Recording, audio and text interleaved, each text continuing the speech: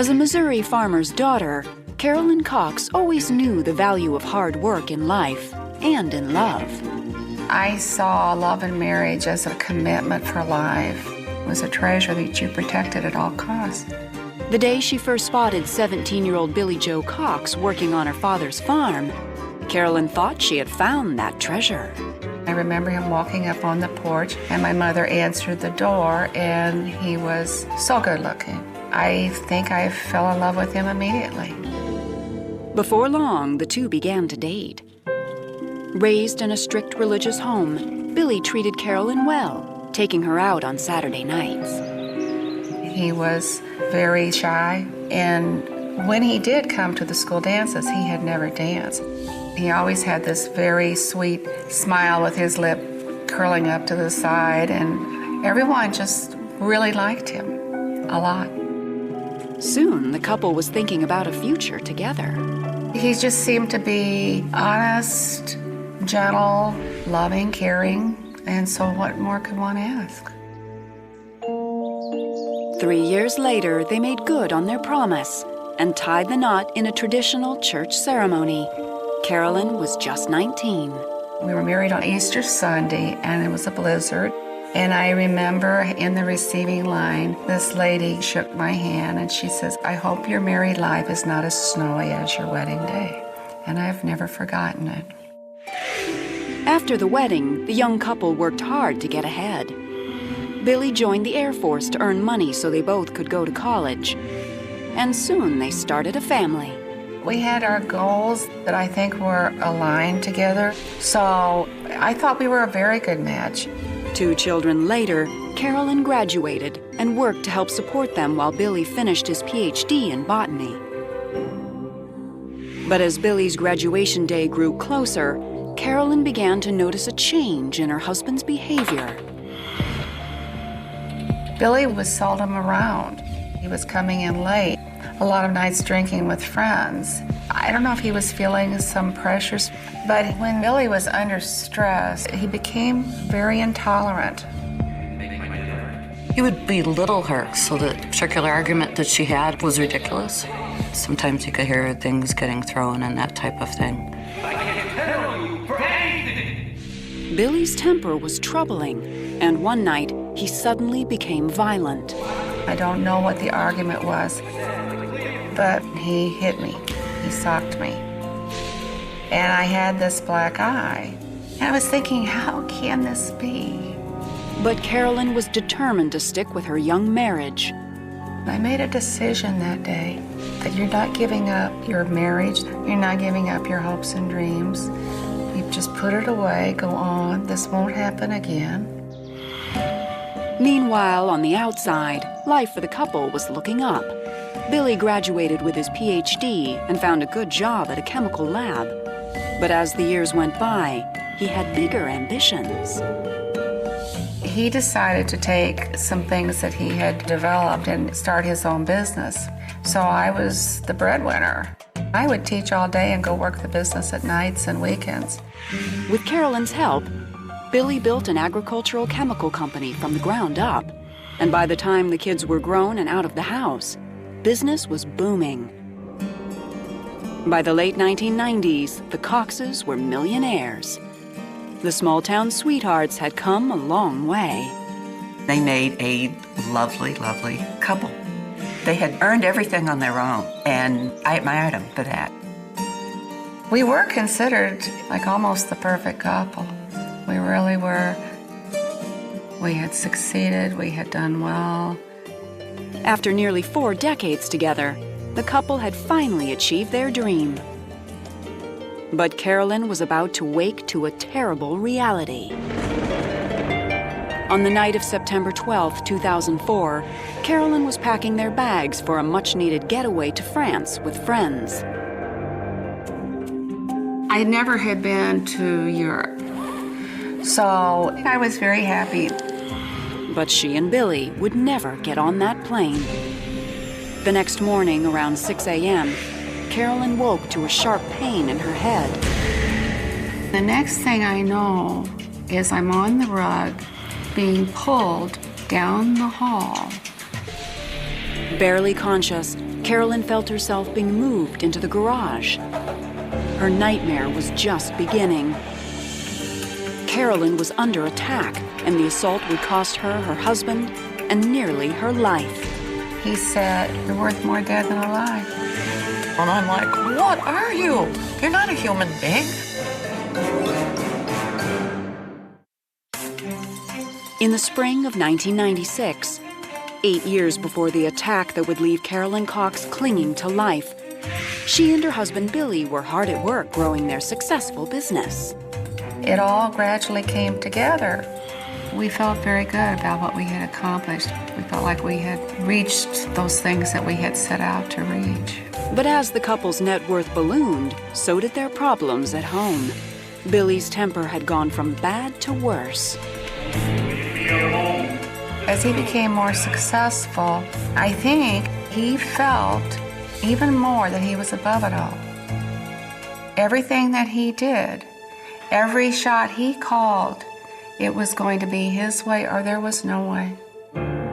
There was a very, very dark side that he didn't know when it could occur. So there was this fear at all times of when it possibly could come out. So you were careful. More and more, Billy's anger would turn physical, often with no provocation. We were sitting in the hot tub one night and we were talking, and I said something he didn't like, and with the back of the hand, he just suddenly hit me across the face. It was just so out of the blue. Sometimes Billy's outbursts would leave their mark, but Carolyn took pains to hide the truth, even from her closest friends. She would come to meetings sometimes in a neck brace or with her arm in a sling or a patch over her eye. Carolyn always had an excuse for these injuries. And to be quite honest, the general opinion was that Carolyn was a klutz. At times, Carolyn thought about ending her marriage, but Billy's violent streaks didn't happen often. These bad times might not show up for a year. And in between that, he could be very loving and he could be affectionate. When we would go for these spans and not having anything happen, I truly felt they would never happen again. And so when they showed up, I was always in shock. But problems at home didn't slow down the family business. By 2002, the couple was worth $15 million and living in a 12,000 square foot mansion in Bull Valley, Illinois. It was Carolyn's dream house. And they enjoyed entertaining for fundraisers and functions in Bull Valley.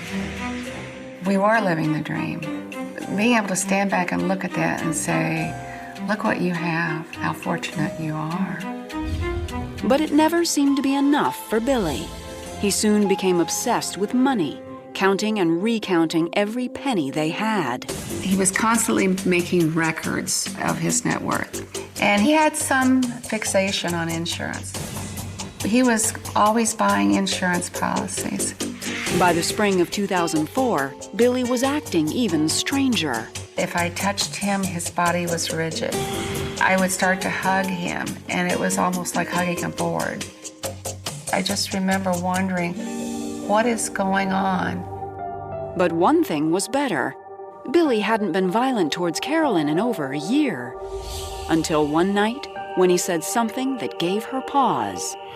He bought an insurance policy on my life, and he was going over the information, and he said, "You're worth more dead than alive." Carolyn knew that life insurance policy was worth more than $1 million, but they hardly needed the money, so she tried to laugh it off. I refused to take it any other way. And I turned to him and I said, "Well, I'm so glad that's not true."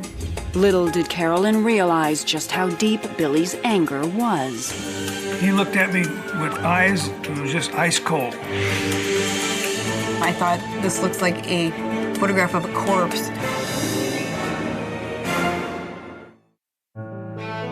In the summer of 2004, Billy and Carolyn Cox were the pillars of their Bull Valley community. I was very involved active in the community and very happy in what I was doing.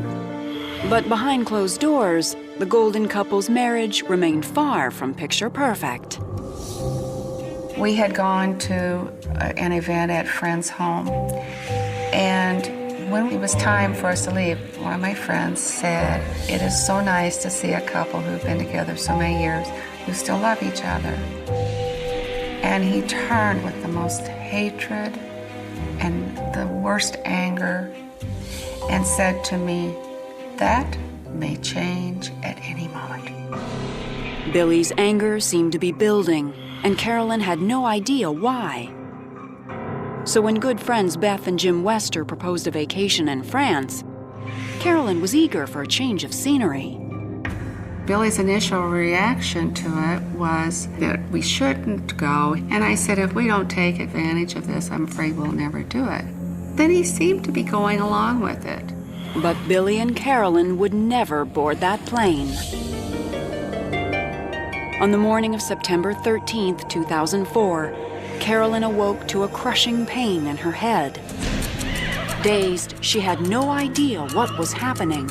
My first sense of something was my husband lifting me off the bed, and I reached for him. And the next thing I know is I'm on the rug being pulled by him down the hall, and I said, "What are you doing?" And he said, "You fell out of bed and hit your head. I'm taking you to the doctor." Billy dragged Carolyn down to the garage. He placed me right on the cold concrete floor out there. And I kept saying, "Where's the ambulance? Where's the ambulance?" And he said, "They are on other jobs." Bleeding heavily, Carolyn slipped in and out of consciousness, praying that Billy would be able to help her. But her prayers were in vain. As I'm lying there with my eyes shut, all of a sudden something hit me across the left side of my face. I said, "I think I'm dying." And he just stood there. He didn't do anything. He didn't say anything. Instead, Billy picked her up, dumped her into the back of his SUV, started it, and walked away. I'm in the car, and I'm realizing it's getting really hot. It's getting harder and harder to breathe. And I kept telling myself, "You'll die. You can't go to sleep. You have to do something." With her last ounce of strength, Carolyn managed to crawl to the garage door, only to find that it was locked. Then she knew her husband of 43 years wasn't going to help her. He was trying to kill her. I did not understand till those doors were locked what he was really doing. Meanwhile, the Westers had been trying to reach them. They were scheduled to leave for the airport. I called him at 8:30 in the morning, but nobody answered. And I said, "Well, that's odd." But as the morning wore on and still no word from the Coxes, Jim began to worry. Around 10:30, I realized this is not right. This is not normal. Nobody would answer any of the phones. And then I kept thinking, their house is way off the road. What if something happened? I get a phone call from Beth Wester, and she says, "Do you think maybe that we should call the police?" Around 12:30 p.m., local police arrived at the house. He climbed through an open window and made a gruesome discovery. He literally encountered a bloodbath in the foyer. He entered into the garage. The garage was full of carbon monoxide, and it was very hot in there.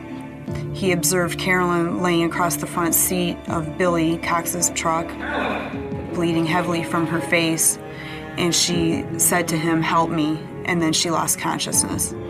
As paramedics worked to save Carolyn, Billy mysteriously appeared, claiming he'd been outside on the grounds all morning. He was standing there very calmly and said, "Did she fall?" At that point, the chief was very suspicious of what had occurred. Carolyn was rushed to the hospital, and police began to question Billy.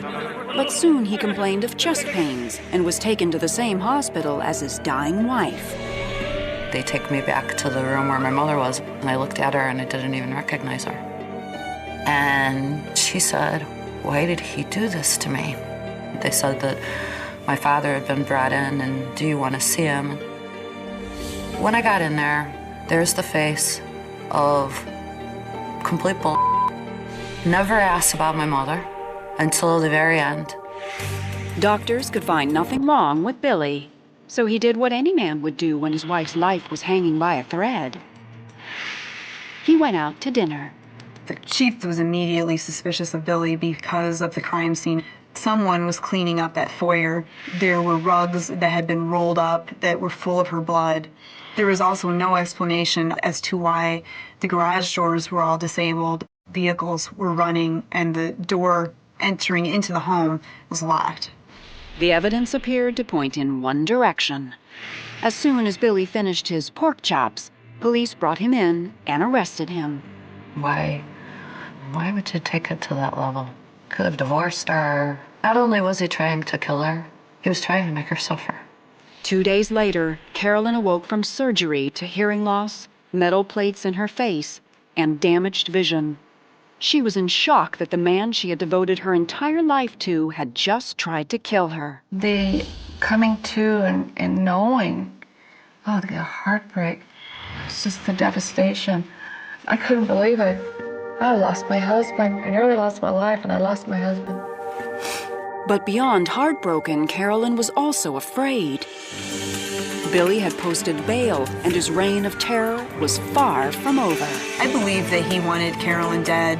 I was just terrified all the time. If you have a story of marriage gone wrong and would like to appear on this series, go to investigation.discovery.com. In September 2004, the exclusive town of Bull Valley, Illinois, was shaken to its core. Billy Cox, one of its most prominent residents, had brutally attacked his wife, Carolyn. The story was front page, and the people in the area were just in shock. Even Carolyn's closest friends didn't see it coming. It kind of blew me away. I mean, you just look at this whole thing and you realize I didn't know the guy at all. I was seeing what he wanted me to see. 4 days after the attack, Carolyn filed for divorce from her hospital bed. The golden couple's marriage was over. You saw her heart was broken, and that was very hard. When she was finally released, Carolyn insisted on returning home. Billy was out on bail, and despite a restraining order, she was still afraid of him. He was seen at the end of my drive. He was seen going up and down the street. And I was just terrified all the time. There were many phone calls I had with her where she was sobbing, and I kept telling her to just have faith that eventually we would get to trial and justice would prevail. In March 2007, 2.5 years after the attack, Billy finally had his day in court. Billy's defense was that Carolyn decided to walk into the garage and climb up a ladder, and she fell backwards, and a board struck her on the front of her face. I had no doubt that Billy Cox was trying to kill Carolyn on that day. He tortured his wife for more than 6 hours that morning. On the stand, Billy denied everything. He has a very sinister side to him. He showed no empathy at all for Carolyn. The jury sided with Carolyn. On April 11, 2007, Billy Joe Cox was convicted of attempted murder. He was sentenced to 20 years in prison. To date, he has never admitted what he did to his wife that day, or why. I don't believe the initial attack was premeditated. Billy Cox had abused her throughout their 40-year marriage repeatedly. He hit her hard enough this time, though, that no one was going to believe that she fell. So he realized that he had to end her life in order to protect himself. Even behind bars, Billy's rage continued to burn. In 2009, he was investigated for allegedly trying to put a hit out on Carolyn. I was informed that he had been approaching another inmate, asking him to kill Carolyn. I know he has friends within the prison, so there is definitely fear that he can hurt me. 7 painful surgeries later, Carolyn's face has been repaired, and she's finally mending her heart. A year and a half after this happened to me, I met Dennis, who is my husband. He's a caregiver, a very loving man, and I'm very happy. It's wonderful to see my mom happily married. She absolutely deserves it. It's about time. Today, Carolyn devotes her time to speaking on behalf of victims of domestic violence. There's this myth that happens to less educated people or poor people, but there are many people that are in a domestic violence situation that are just like me. Now, Carolyn knows that some marriages shouldn't last forever. But the sadness still lingers. It's tough to cope with the heartbreak. It's always going to be there. It gets better, but it'll always be there.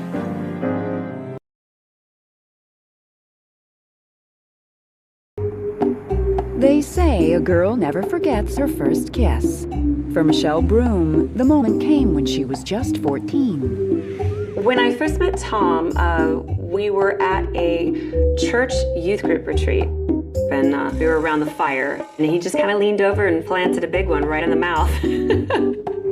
It was the summer of 1982, and 17-year-old Tom Broom was the catch of his small Jacksonville Beach, Florida town.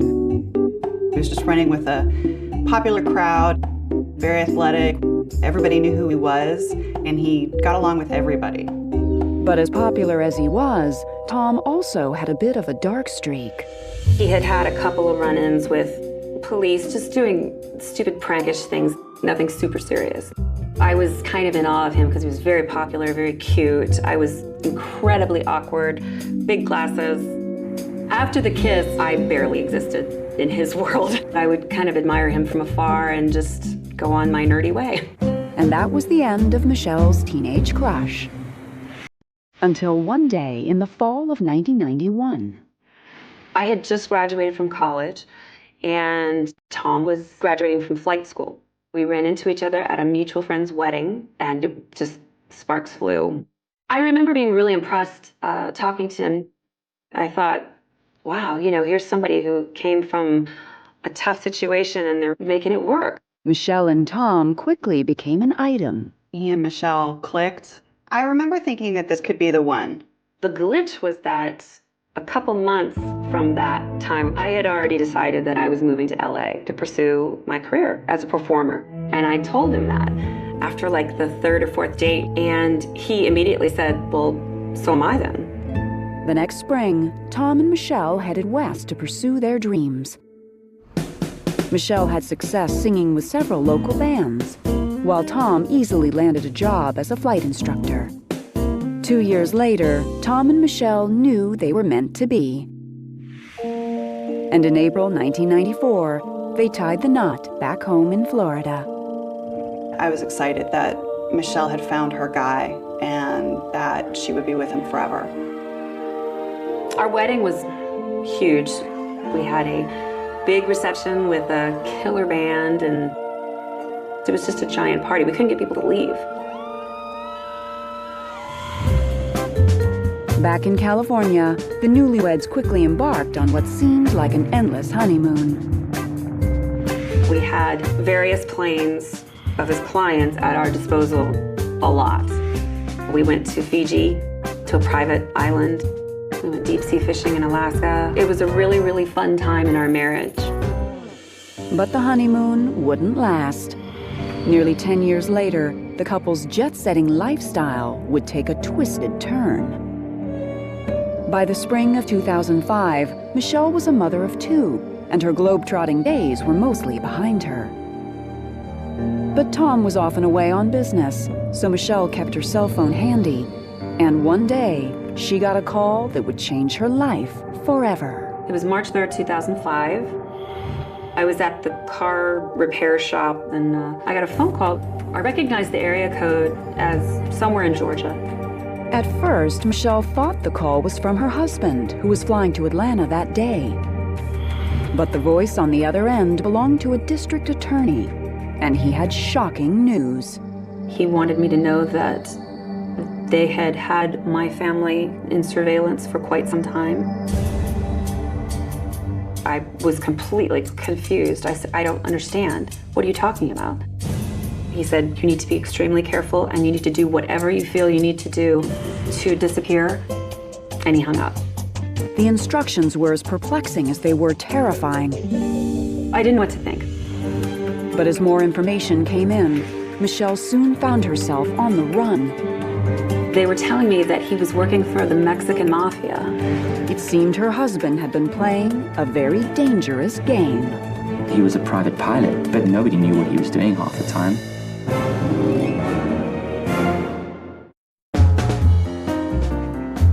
In the spring of 1996, 10 years before the phone call that would change her life, Michelle Broom and her handsome husband Tom had the world at their feet. We were very close. We were in love. But one afternoon, 2 years into her marriage, Michelle came across a disturbing sign that things weren't entirely perfect. I was going through some papers, and I came across a bill for an attorney, and it was a pretty substantial bill, thousands of dollars. So I called the number on the bill. It turned out to be an attorney that directly deals with people who have gotten DUIs. Michelle was stunned. Tom had never mentioned a DUI, but he had obviously gotten one a month before. He came home, and I just held the bill out to him, and I said, what is this? And he was like, oh, I've been meaning to tell you, I got a DUI, and I'm getting out of it. This guy's gonna take care of it for me. I was furious. I was really upset. Still, it was just one mistake. Michelle decided to let the incident go. For the next 5 years, life carried on as usual. And by the winter of 2001, Michelle and Tom realized they were ready for their next adventure, parenthood. I'm entering my 30s, the biological clock is ticking. So we decided, to give it a shot. And I got pregnant almost right away. Tom was just over the moon, so happy. To prepare for the baby, Michelle took a steady job at a record label, and Tom began flying for several high-profile clients. The job meant Tom was often gone, but he was also pulling in 6 figures. We were both very excited about our lives and careers and the baby coming. But as Michelle's pregnancy wore on, she quickly realized that Tom had no intention of slowing down. He was still taking off and taking his surf trips and his golf trips and his skiing trips, in addition to the trips that he was doing for his job. He would get home from trips, come back, spend an hour, and then off he would go to be with his mates, off to the bar. Michelle soon noticed that Tom was drinking heavily, and to make matters worse, he seemed to be developing another bad habit. I overheard him on the phone, and he thought that nobody could hear him, but he was talking to somebody about placing a bet on teams that I'd never heard of before. I asked him about it, and I was like, well, then who were you betting with? Oh, it was, my buddy's bookie. And I'm like, bookie? Concerned, Michelle asked Tom to cut back on the gambling, and Tom promised he would rein it in. In January 2002, after the birth of their son, he kept his word. He was just absolutely in love with our son, and I believed at that time that, okay, our lives have changed, and he gets it, and he was home more the first month or two. But when their son was just 3 months old, things took a turn for the worse.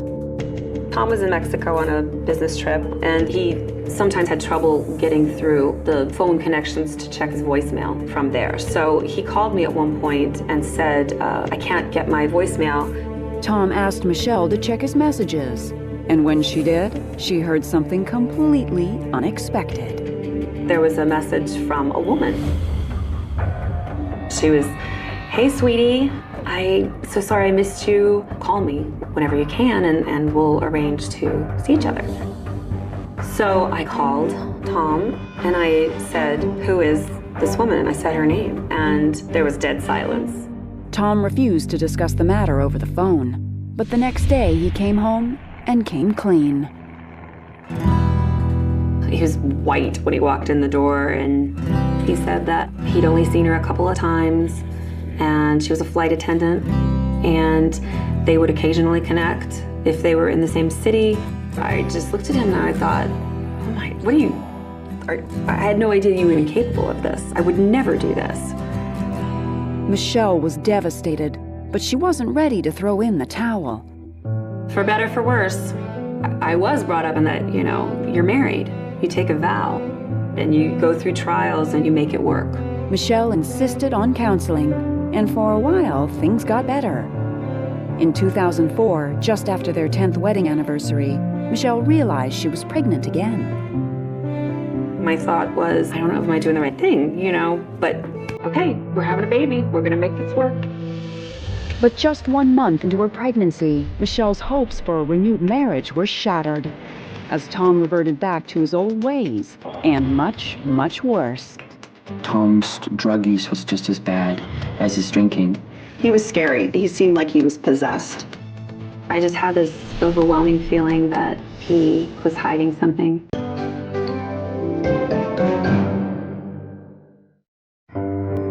By the spring of 2004, 10 years into her roller coaster marriage, Michelle Broom could only watch as her husband's self-destructive behavior escalated. Everyone was concerned. Tom was not in a good place. He was drinking a lot. He was away a lot. He wasn't comfortable. And it was really hard to watch. That December, Michelle went into labor with her daughter. What should have been a joyful time seemed almost agonizing for Tom. It was like he was jumping out of his skin being there. He couldn't sit still. He was constantly on the phone. He was pacing, even after the baby was born. It was disturbing behavior, but Michelle would soon learn that Tom was hiding a much darker secret. On March 3rd, 2005, 9 weeks after the birth of their daughter, Tom was flying to Atlanta on business. Michelle was at the mechanics when she got an alarming call from a district attorney in Georgia. He said, the family's been under surveillance for quite some time now. I know that you know nothing. And he said, your husband has been arrested. We have him in custody. He was found with a large amount of cocaine on his airplane. The DA couldn't give Michelle any more details over the phone, but his final words were chilling. And he said, you and the kids are in danger. You need to disappear. Frantic and confused, Michelle raced to pick up her children. She then made a beeline for the bank. And that's when she got another horrible surprise. I went to try and withdraw money, and it was gone. There was no money in there. It just didn't make sense. I called my sister, Renee. She was working, and I just said, drop everything. When I got to Michelle, she looked like she was in a complete fog. Everyone's main concern was getting her to a place where nobody could find her. We went to my younger sister's house because she lived in a gated community. 2 hours after she arrived at her sister's, Michelle got a phone call from Tom. He was at the county jail, and I'm trying to ask questions. What happened? Who were you flying with? Who was the person that called me? Why were we under surveillance? Tom refused to get into it over the phone. He kept saying, I can't talk too much because they're listening. Get me home so that we can sort this out. And I'll tell you everything. Tom's bail had been set at $250,000. Michelle was forced to borrow the money from friends. 3 weeks later, Tom Broom was back in California. A friend of ours picked him up at the airport and brought him over to my sister's apartment.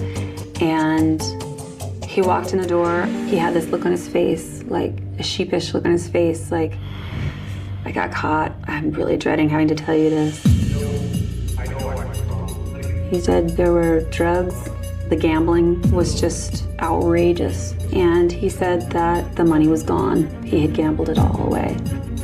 Desperate to replace the couple's squandered savings, Tom began taking flights for someone he had met in LA. This guy had offered him cash to fly these flights from Los Angeles to Atlanta and back. No passengers on the plane, just suitcases, no questions asked. And every time he made one of these flights, he would make a giant chunk of cash, like tens of thousands of dollars. During his last flight, Tom had been stopped by customs. They started questioning him. He gave them all the paperwork on the plane and his license and everything, like it was just a routine check. And they said, is it okay if we search your plane? They asked him to open a certain compartment on the plane. He said he didn't have the keys to it. They brought out dogs, and the dogs immediately went to that section of the plane and started going crazy. I think it was like 4 suitcases filled with pure cocaine. I mean, it's not even cut with anything. He was caught with 65 kilos, which has a street value of a couple $1 million. Tom insisted he didn't know what was in the suitcases. But he did have one more horrible admission to make. The man he was flying for was also a member of the notorious and dangerous Mexican mafia. Obviously, I understood at that point why our lives were in danger.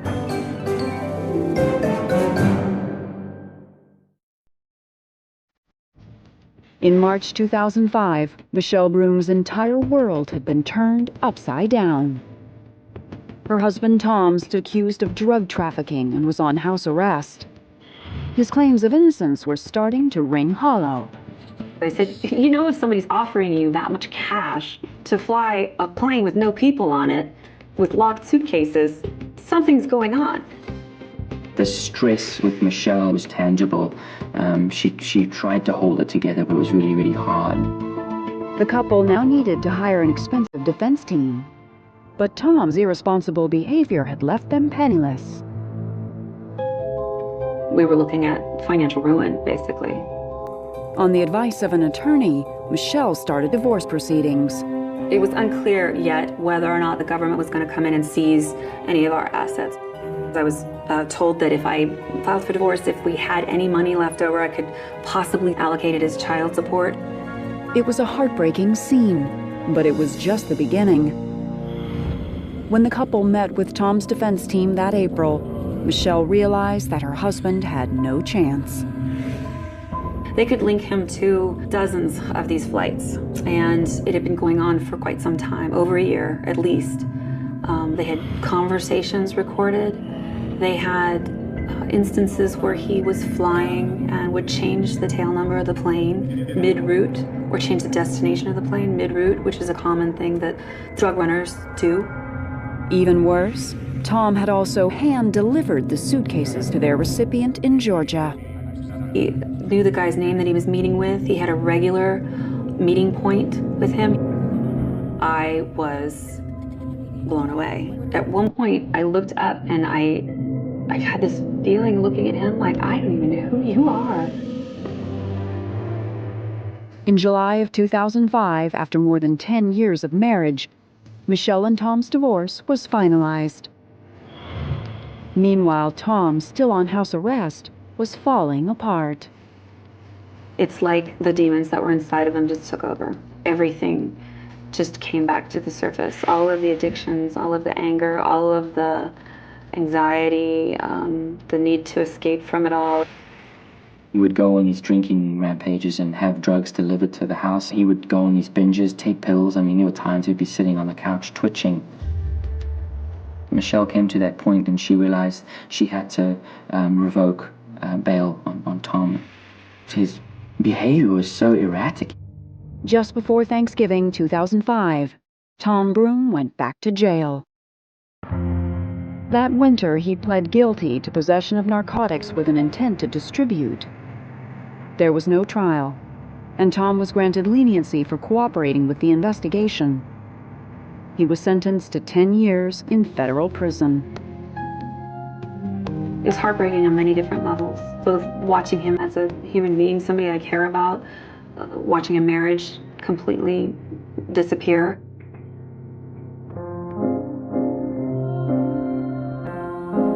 Michelle has traveled a long, hard road since that first kiss almost 30 years ago. Today, she's a single parent. And while she continues to struggle financially, she has an unwavering support system in her family. The bond that I have and that my kids have now with their grandparents and my sisters and my brother-in-laws is incredible. I could not have made it through this with my sanity somewhat intact without them. And now, with strength and courage, Michelle is ready to face her next hurdle, Tom's release. I've talked to him at length about what's going to happen when he gets out. I want him to be a part of the kids' lives, but I will definitely be in control of the situation as far as monitoring how healthy he is. I have forgiven Tom. It's a waste of energy not to, but I haven't forgotten. It starts with the silence. Not the silence of an empty room, but the heavy, suffocating silence of a summer morning that has suddenly, violently, gone wrong. A silence that screams. London, July 15th, 1992. It is a Wednesday. The city is waking up to what promises to be a scorcher. The tabloids are full of royal scandals and economic gloom. But here, on the fringes of the metropolis, in the lush, sprawling greenery of Wimbledon Common, the world feels different. It feels safe. It feels like a sanctuary. This is where the city comes to breathe. Dog walkers, joggers, mothers pushing strollers. It is the quintessential picture of suburban peace. But today, that peace is an illusion. Today, the Common is not a sanctuary. It is a hunting ground. Imagine the scene. It is just before 10:30 in the morning. The sun is climbing high, dappling the leaves of the silver birches, casting long, dancing shadows across the footpaths. The air smells of cut grass and drying earth. In the distance, the faint hum of traffic from the A3 is just a whisper, easily drowned out by the chirping of birds and the rustle of the wind in the canopy. Walking down one of these secluded paths is a young woman. She is 23 years old. Her name is Rachel Nichol. She is beautiful, strikingly so, with a bright, infectious smile that her friends say could light up the darkest room. She is a former model, vibrant, full of life, full of plans. But today, she is just a mother. She is enjoying the simple, quiet rhythm of a morning walk. She is not alone. Beside her, toddling on unsteady legs, is her son, Alex. He is 2 years old, a tiny, fragile life, his hand occasionally reaching up to grasp his mother's, his eyes wide with the wonder of the woods. And bounding ahead of them is their dog, a chocolate-brown Ridgeback Boxer Cross named Molly. It is the perfect snapshot of happiness. A young mother, her beautiful child, their faithful dog. It is the kind of image you might see in a magazine advertisement for life insurance or a happy family holiday. It is an image of utter normality. And that is what makes what happens next so terrifying, because horror does not always announce itself with thunder and lightning. Sometimes it steps out from behind a tree in broad daylight. Sometimes it walks right up to you in the sunshine. They are heading toward a secluded area of the Common, a spot known locally as the Switchback. It is quieter here. The trees are denser, the undergrowth thicker. The path dips and winds, cutting them off from the main thoroughfares. The view of the open fields disappears, replaced by a wall of green. Rachel is relaxed. Why shouldn't she be? She has walked this route 100 times. This is her backyard. She feels safe. She has no idea that she is being watched. She has no idea that for the last few minutes, a pair of eyes has been tracking her movement through the trees. Calculating. Waiting. The killer is here. He is not a phantom. He is flesh and blood. He is standing perhaps only a few yards away, blending into the dappled shadows, a predator in plain sight. He has chosen this moment. He has chosen this victim. And he has chosen this witness. A 2-year-old boy who will never be able to tell the world what he is about to see. The attack, when it comes, is an explosion of violence, so sudden, so extreme, that it shatters the morning instantly. There is no negotiation, no robbery, no warning. It is a blitzkrieg of brutality. Rachel is grabbed from behind. The silence of the woods is broken not by a scream, but by the chaotic scuffle of feet on dry earth, the sickening sound of a knife tearing through fabric and flesh. She is forced to the ground. The sun is blocked out by a terrifying silhouette. In the space of seconds, the beautiful, vibrant life of Rachel Nichol is extinguished. 49 times. The knife falls 49 times. It is a frenzied, manic assault. It is not just a murder. It is an erasure. It is a rage that goes beyond killing, a desire to destroy the very essence of the person beneath the blade. And all the while, little Alex is there. He is watching. He is standing just feet away in the tall grass, his small world collapsing before his eyes. He does not run. He does not cry out. Not yet. He is frozen in that peculiar, paralyzing confusion of childhood trauma, trying to make sense of a scene that no human mind, let alone a toddler's, should ever have to process. The killer finishes. He stands up. He looks at the body. He looks at the child, and then he does something that will haunt investigators for decades. He does not run immediately. He does not panic. He takes a moment. He arranges the scene. It is a final, sickening act of control. And then, as quickly as he appeared, he vanishes. He melts back into the trees, slipping away into the vast, green labyrinth of the common, taking his blood-soaked clothes and his knife with him. The silence returns. But it is different now. It is the silence of death. For a long time, minutes that must feel like hours to the confused child, there is no sound but the wind. Molly, the dog, is agitated, circling the body, whining, sensing the void where her mistress used to be. Alex steps forward. He approaches his mother. She is lying on the ground, still. He doesn't understand why she won't get up. He doesn't understand why she is covered in the red sticky stuff. He thinks she is sleeping. He thinks she is hurt. He tries to wake her. "Wake up, Mummy," he says. His voice is small, trembling in the vast emptiness of the woods. "Wake up." He finds a piece of paper on the ground, perhaps a discarded receipt, a scrap of litter. With the innocent logic of a 2-year-old, he picks it up. He places it gently on his mother's forehead. A plaster. He is trying to make it better. He is trying to fix her. "Wake up, Mummy." But Rachel does not wake up. Minutes tick by. The sun continues to climb. The joggers continue to jog on the main paths. The traffic continues to hum on the A3. The world continues to turn. Just a few hundred yards away, life is normal. People are thinking about lunch, about work, about the heat. They have no idea that in a hollow just off the path, a little boy is clinging to his dead mother, begging her to open her eyes. The discovery happens by chance. It almost always does. A passerby, a man out for his own morning walk, spots something through the trees. A splash of color that doesn't belong. A shape on the ground. He stops. He squints. At first, he thinks it might be a couple sunbathing, or perhaps someone who has fainted in the heat. He steps closer, and then he sees the blood. He sees the dog, distressed and pacing. And he sees the child. The horror that washes over him is absolute. The realization hits him like a physical blow to the gut. This is not a feint. This is a slaughter. He rushes forward, his heart hammering against his ribs. He scoops up the boy. He has to get the child away. He has to shield those innocent eyes from the carnage on the ground. "It's okay," he stammers, though nothing is okay. "It's okay, come with me." He runs. He runs back towards the main path, towards civilization, toward the phone box. He is gasping for air, clutching Alex tight to his chest. The boy is quiet now, in shock, his tiny hands stained with his mother's blood. The call goes out. Police. Ambulance. Immediately. Wimbledon Common. There's a body. There's a, oh God, there's a girl. The sirens start. First one, a distant wail rising and falling. Then another. Then a chorus. They cut through the suburban morning, screaming towards the common. Blue lights flash against the green leaves, a jarring, unnatural strobe. The scene is secured. Tape is strung up, yellow and black, fluttering in the breeze. The perimeter expands.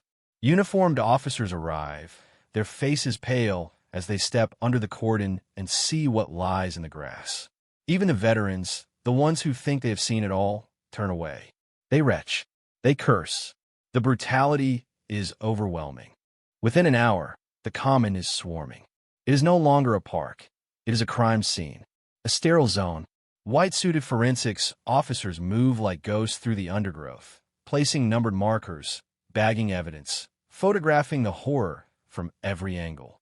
Flash bulbs pop, illuminating the dark corners of the woods. The news breaks fast.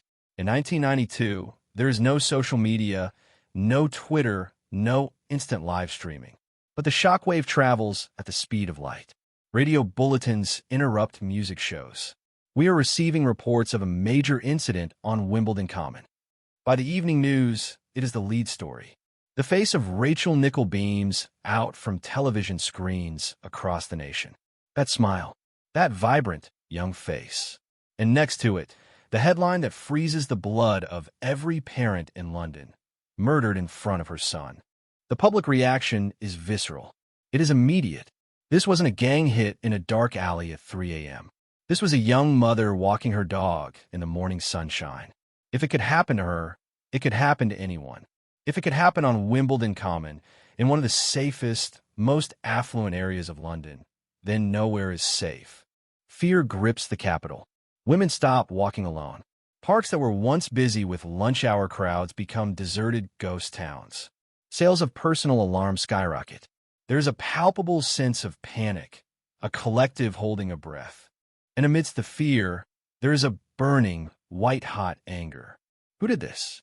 What kind of monster could butcher a woman in front of her baby? The police are under immense pressure. The Metropolitan Police, Scotland Yard, the heavyweights are called in. This is a high-profile case. The eyes of the world are on them. They need a result. They need it fast. The public is demanding justice. The press is demanding answers. But as the days turn into weeks, the answers do not come. The investigation begins with a massive dragnet. They interview everyone. Every man who was on the common that morning. Every dog walker. Every jogger. They take hundreds of statements. They collect thousands of pieces of information. They have a description of sorts. Witnesses saw a man washing his hands in a stream near the golf course, a man running shirtless through the trees, a man looking disheveled, acting strangely. But descriptions are slippery things. Average height, dark hair, jeans. It could be anyone. It could be half the men in London. The clues are frustratingly vague. There is no murder weapon found at the scene. No fingerprints on the body. The DNA science of 1992 is in its infancy. It is not the magic bullet it will become decades later.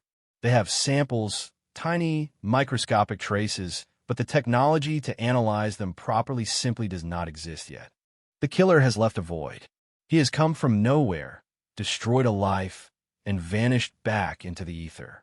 And so, the detectives turn to the only thing they have left, the profile. They need to understand the mind of the man who did this. They bring in the psychologists. They bring in the profilers. They build a picture of a loner, a sexual deviant, a man with fantasies of violence and control, a man who lives on the fringes of society, a man who hates women. This profile will become the compass for the entire investigation. It will guide them. It will drive them. But it will also blind them.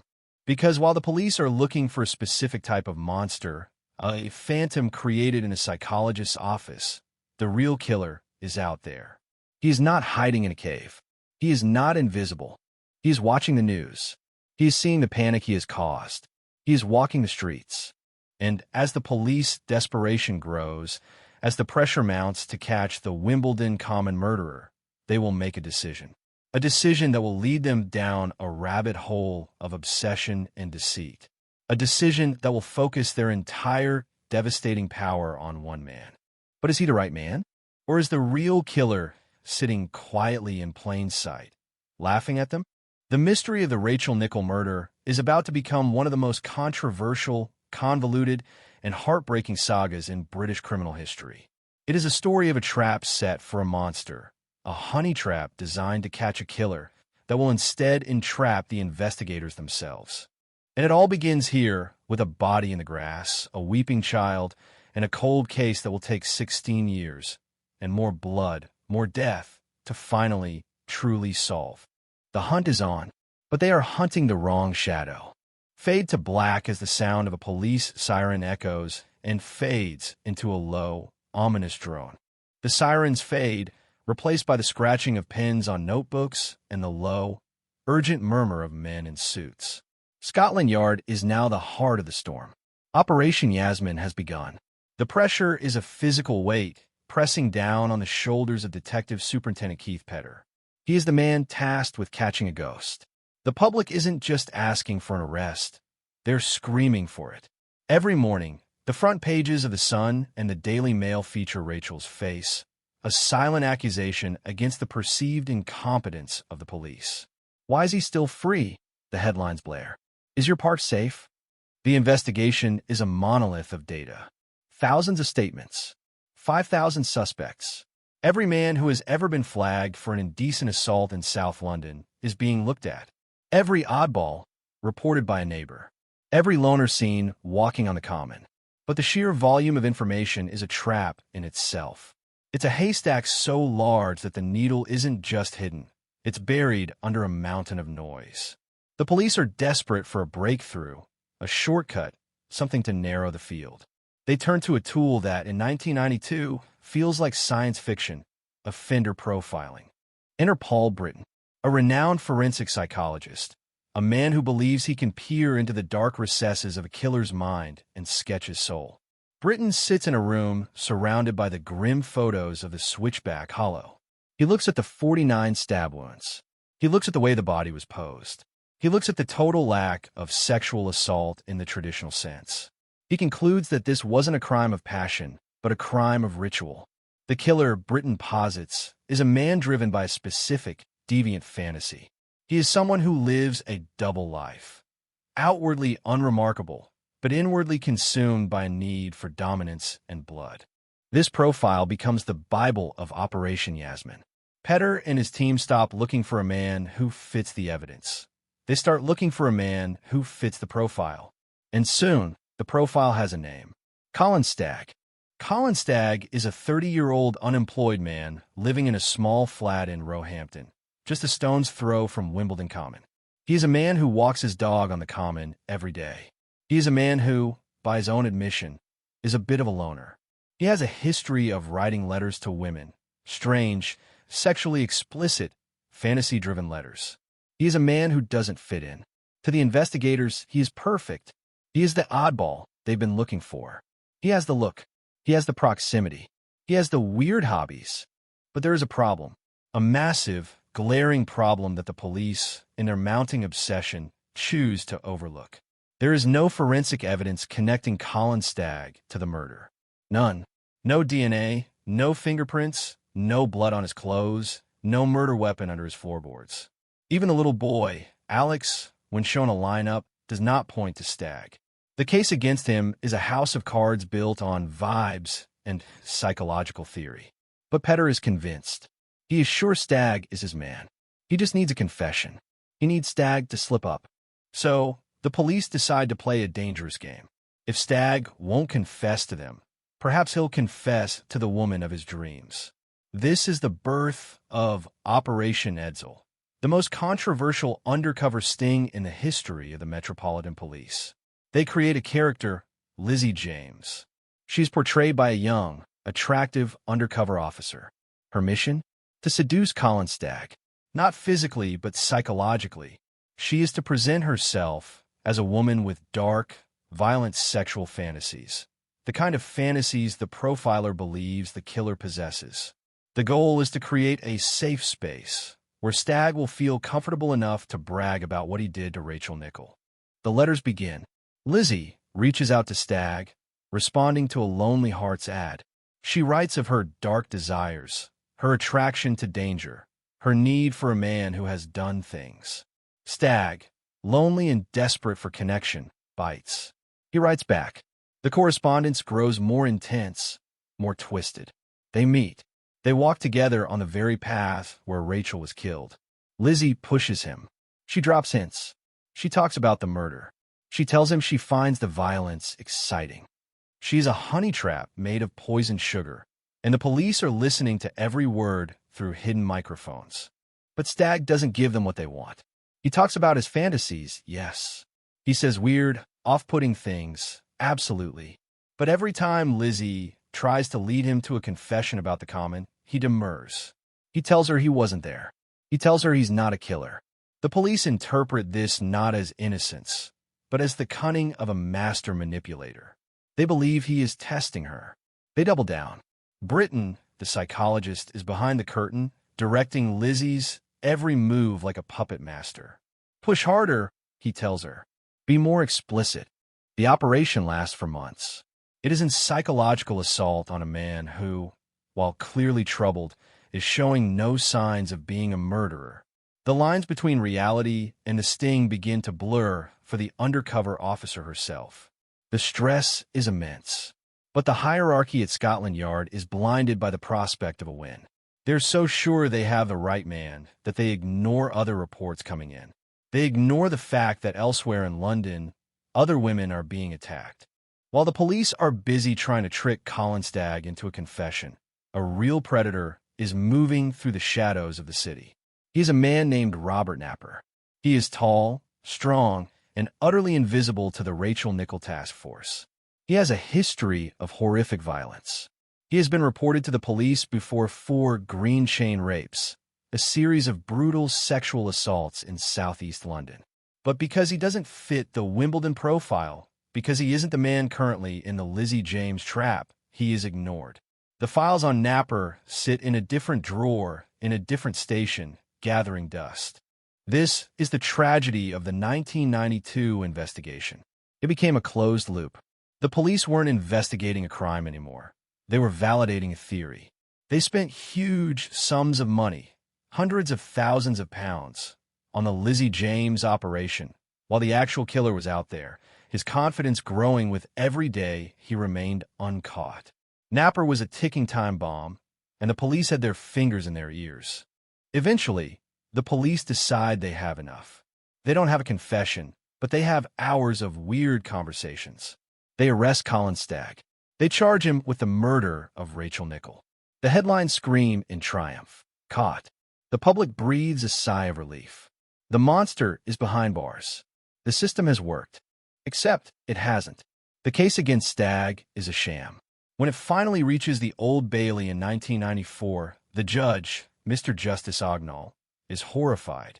He looks at the Lizzie James evidence and sees it for what it is, a blatant attempt to incriminate a suspect through deceptive conduct. He sees the incitement used by the undercover officer. He sees the psychological manipulation. He describes the police tactics as deceptive conduct of the grossest kind. The case collapses before it even really begins. Colin Stagg is acquitted. He walks free, but his life is ruined. To the public, he isn't innocent. He is the man who got away with it on a technicality. He becomes a pariah, a man forever haunted by a crime he didn't commit. And Rachel Nichols' family is left with nothing. No justice, no closure. Just the realization that the police have spent 2 years chasing a ghost while the real killer is still breathing the same air they are. The Wimbledon common murderer remains at large. The case goes cold. The files are packed away into boxes. The switchback hollow grows over with new grass, hiding the bloodstains, but the memory of the horror remains etched into the soil. For 16 years, London will live with the knowledge that a butcher walked free among them. And for 16 years, Robert Napper will continue his reign of terror because the police were too busy looking at the oddball to notice the monster. The collapse of the 1994 trial doesn't just leave a void. It leaves a scar on the collective psyche of London. The acquittal of Colin Stagg is seen by many not as a failure of evidence, but as a failure of the law. The public, fueled by sensationalist media coverage, remains convinced that the man in the flat was the man in the woods. Stagg is a free man in name only. He is a prisoner of suspicion, followed by cameras, taunted in the streets, and unable to find work. But while the nation's eyes are fixed on the man who was let go, the shadows are lengthening elsewhere. The focus on Stagg acted like a lighthouse beam, blindingly bright in one direction, while leaving the rest of the coastline in total, dangerous darkness. And in that darkness, the real killer is evolving. The year is 1993. While the police are still finalizing their doomed case against Stagg, another name should have been rising to the top of their list: Robert Napper. But Napper is a ghost because the system has made him one. He is a man who thrives in the gaps between jurisdictions, the cracks between different police databases. He is already a serial rapist, the elusive green chain attacker who has been terrorizing southeast London for years. He doesn't look like the profile. He doesn't write strange letters to lonely hearts. He is a silent, efficient, and increasingly lethal predator. The missed opportunities are staggering. Even before Rachel Nichols was killed, Napper had been a suspect in several violent sexual assaults. A woman had even reported him by name after an attack on a bus. But the report was filed, forgotten, and never cross-referenced with the escalating violence on the commons of London. The police were suffering from a fatal case of tunnel vision. They had decided who the Wimbledon killer was, and any evidence that pointed elsewhere was treated as a distraction rather than a lead. The consequences of this negligence are about to turn from tragic to catastrophic. In a small, quiet flat in Plumstead, just a few miles from the site of the Green Chain attacks, lives Samantha Bissett and her 4-year-old daughter, Jasmine. Samantha is 27, a loving mother, a woman who feels safe in her home. She has no connection to Rachel Nichol. She has no connection to Wimbledon Common, but she is about to be linked to them by a thread of pure, unadulterated horror. In November 1993, just over a year after Rachel's death and months before Stagg would face a judge, Robert Napper decides to escalate. He is no longer satisfied with the hit-and-run nature of his outdoor assaults. He wants more control. He wants more time. He stalks the Plumstead streets, his eyes settling on Samantha's home. He watches. He learns the rhythms of her life. He sees the vulnerability of a single mother and a small child. The attack on Samantha Bissett is a descent into a level of depravity that even the most hardened investigators struggle to describe. Napper breaks into the flat. He doesn't just kill, he desecrates. He subjects Samantha to a prolonged, agonizing ordeal before ending her life. And then, in a chilling echo of the Wimbledon Common murder, he turns his attention to the child. Little Jasmine is not spared. The brutality meted out to a 4-year-old girl is so extreme, so senseless, that it defies any psychological categorization. When the bodies are discovered, the scene is so gruesome that the first responding officers are traumatized for life. It is a bloodbath. But here is the critical failure. The detectives investigating the Bissett murders do not talk to the detectives investigating Rachel Nichol. They see the overkill. They see the presence of a child. They see the frenzied nature of the knife wounds. But they don't see the pattern. To them, Plumstead is a world away from Wimbledon. They look for a local boyfriend, a disgruntled acquaintance, a random burglar. They don't look for the man who is already a phantom in their own files. Robert Napper walks away from the Bissett house covered in the blood of a mother and daughter, and the police don't even know his name. The investigation into the Bissett murders is a mirror of the Nichol case, a frantic search for a suspect that yields nothing but frustration. Meanwhile, Robert Napper is committed to a secure psychiatric hospital, Broadmoor, not for the murders, but after being caught for a different series of rapes. He is off the streets, but he is not caught. He is tucked away in a mental health facility, his secrets intact, his true nature unknown to the men and women still trying to solve the crime of the century on Wimbledon Common. As the mid-90s bleed into the new millennium, the Rachel Nichol case becomes the ultimate cold case. Is the one that got away. Is the symbol of police overreach and investigative failure. Every few years, a new detective is assigned to look at the boxes. They pore over the thousands of statements. They look at the grainy photos of the switchback. They wonder about the DNA. But the technology is still catching up. The tiny degraded samples taken from Rachel's clothing in 1992 are considered too small, too contaminated by the child's touch or the environment, to yield a profile. The community on the Common has moved on, or at least they pretend to. The fear has subsided into a dull, lingering ache. Mothers still walk their dogs. Children still play in the grass. But there is a spot, a specific shaded hollow, that people tend to avoid without really knowing why. It's as if the land itself remembers. And then, in the early 2000s, the world of forensics undergoes a revolution. A new technique emerges. Low-template DNA. It is a process that can pull a genetic fingerprint from just a few cells, cells that were previously invisible or unusable. The cold case team, now led by more methodical, less profile-driven investigators, decides it's time to reopen the boxes. They don't look for Colin Stagg. They don't look for the oddball. They look for the truth hidden in the fibers of Rachel Nichol's coat. They find a tiny speck, a microscopic trace of biological material that doesn't belong to Rachel, and it doesn't belong to her son, Alex. For the first time in over a decade, the investigation has something real. Not a theory, not a psychological sketch, but a physical piece of the killer. They run the profile through the National DNA Database, a tool that didn't exist in its current form in 1992. They wait. The computer whirs, comparing the sequence against hundreds of thousands of entries. The match comes back. It isn't a name they expect. It isn't a name that was ever mentioned in the 1992 press conferences. The match is Robert Napper. The shock within the Metropolitan Police is seismic.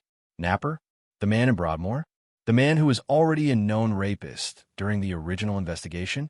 As the detectives begin to pull the threads, the full scale of the disaster becomes clear.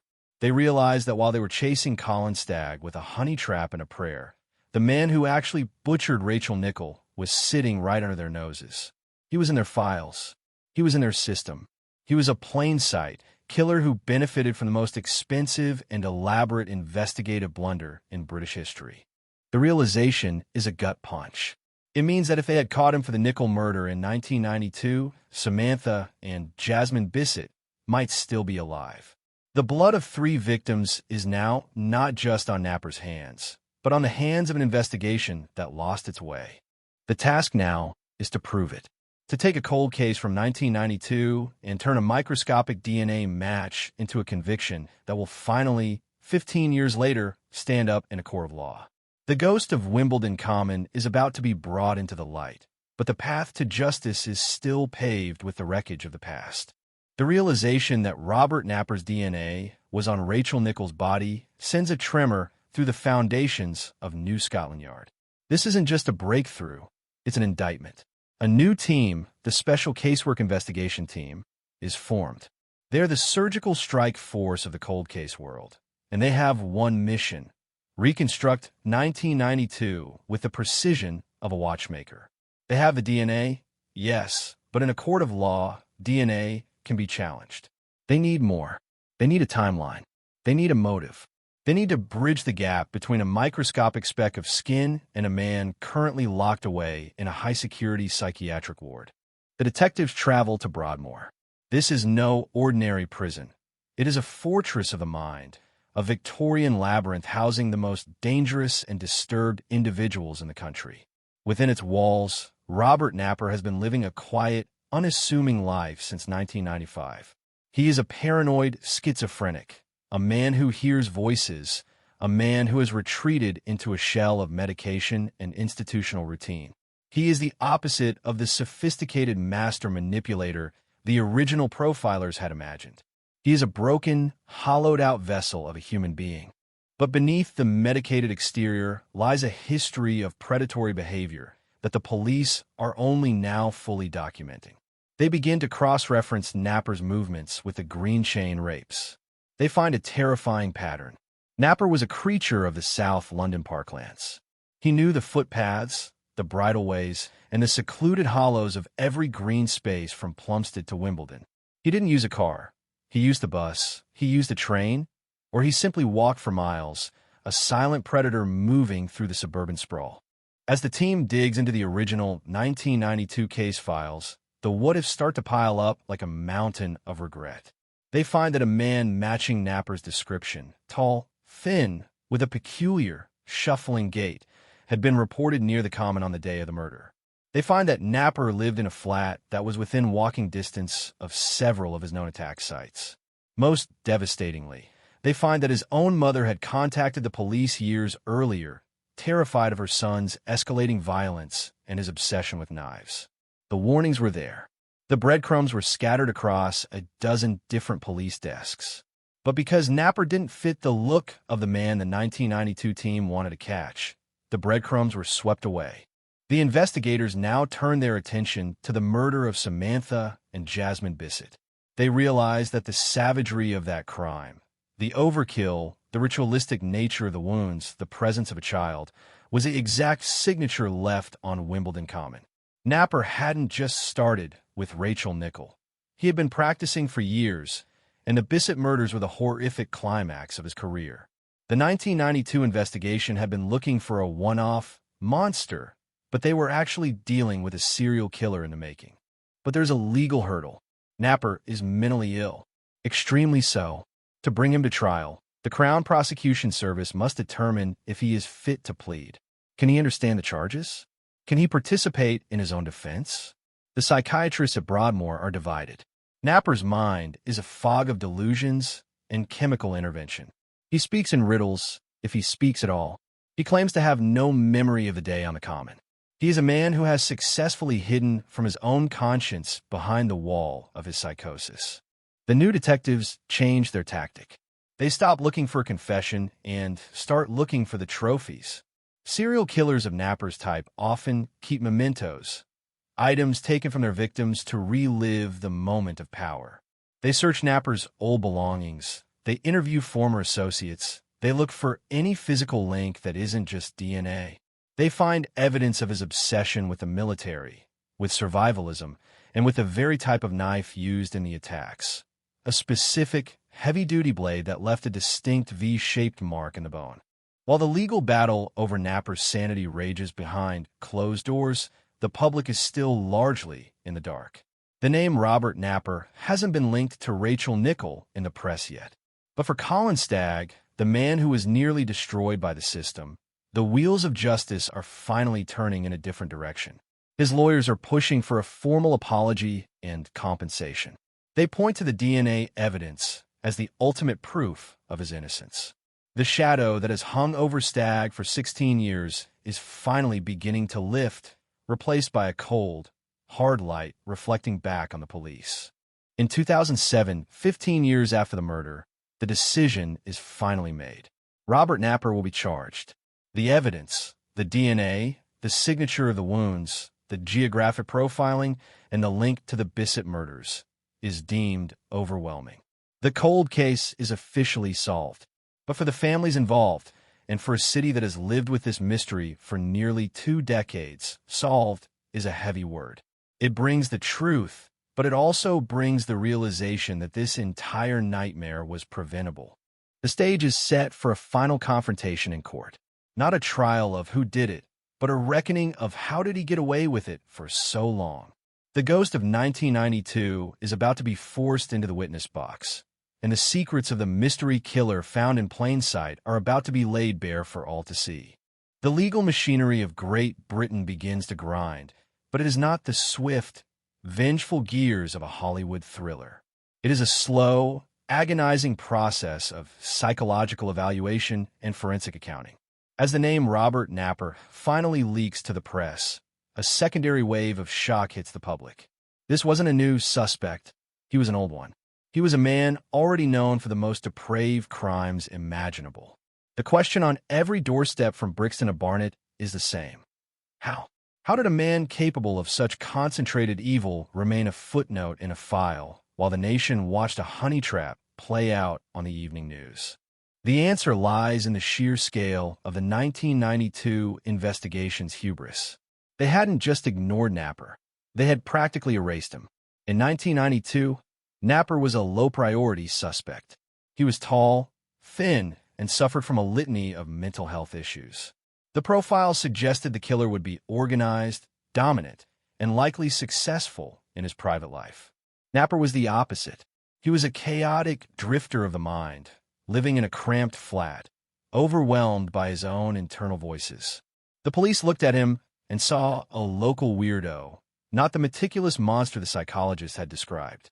They mistook his mental illness for incompetence. It was a fatal mistake. As the 2007 investigation deepens, detectives uncover the Green Chain Files, a literal roadmap of Napper's progression toward murder. These files reveal a man who didn't just stumble upon Rachel Nichol. He was a dedicated student of the London Parklands.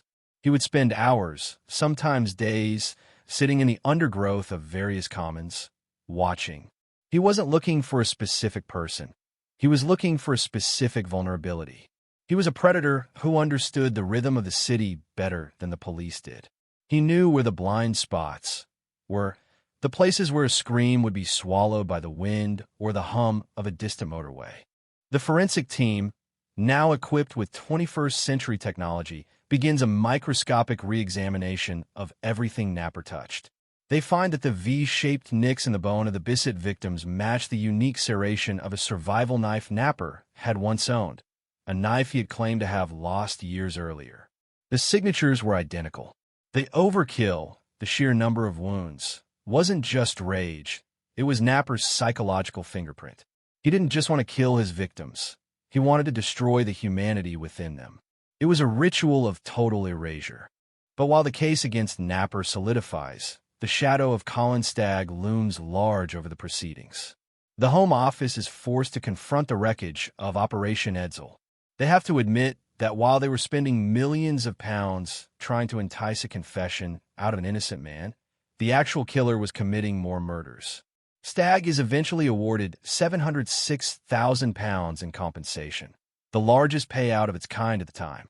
It is a staggering sum, a public admission of a private catastrophe. But for Stagg, the money is a cold comfort.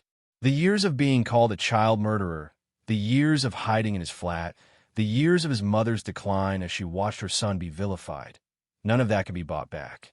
In the hallways of the Old Bailey, the atmosphere is electric with a different kind of tension. This isn't the circus of 1994. There is a somber, almost funereal weight to the air.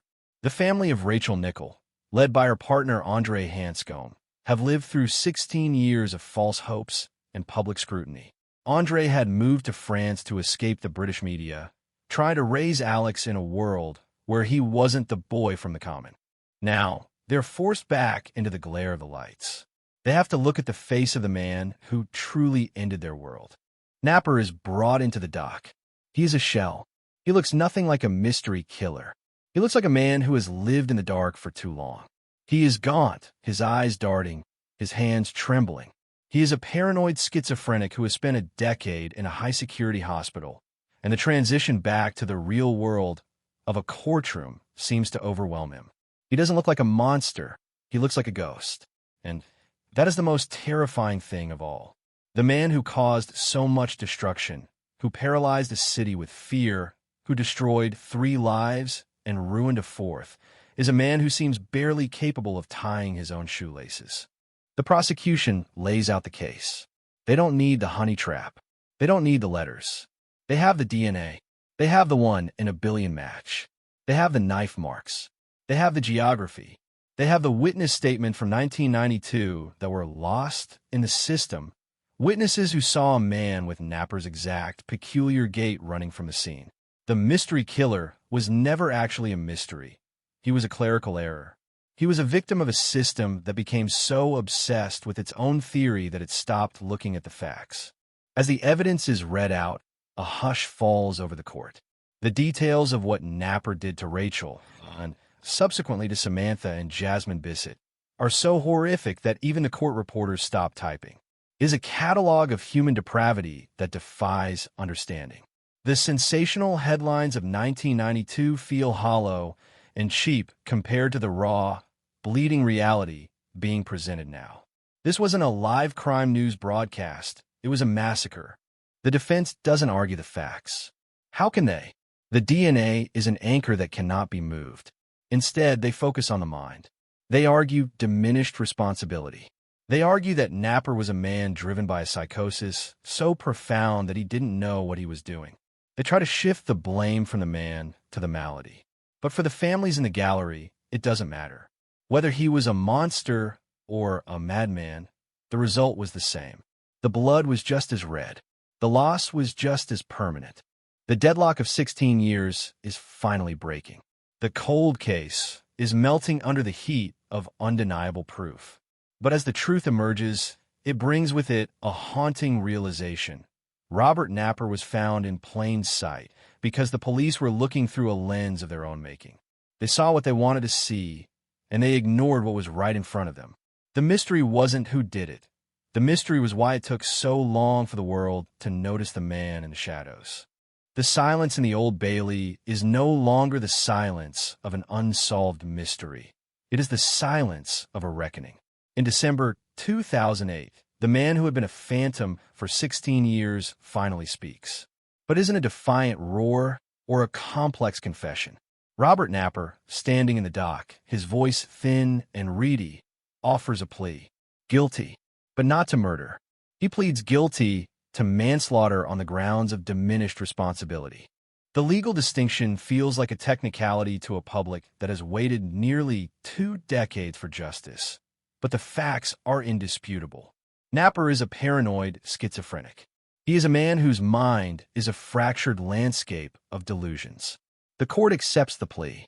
There will be no long, drawn-out trial to determine if he did it. The DNA has already slammed that door shut. The focus shifts instead to the why, and more importantly, the how. How did this happen?